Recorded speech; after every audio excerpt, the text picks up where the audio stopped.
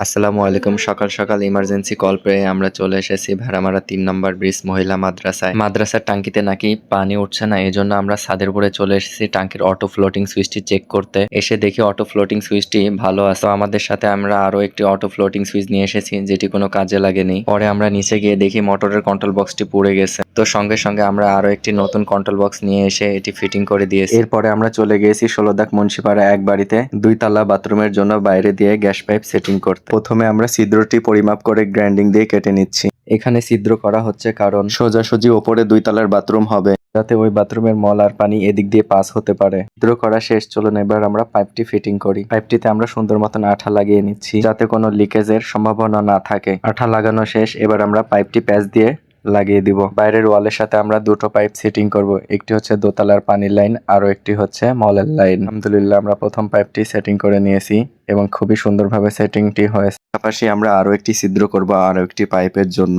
দুটো পাইপ একত্রে ক্লাম দিয়ে আটকে দেব। পাশাপাশি দুটো পাইপ, একটি মল এবং একটি পানির। আমরা আসলে দুঃখিত, কারেন্ট চলে যাওয়ার কারণে কাজের ফাইনাল লুকটি দেখাতে পারলাম না। এটিতে এখনো ড্রিল করে ক্যালাম মারা বাকি। ধন্যবাদ সবাইকে। আসসালামু আলাইকুম।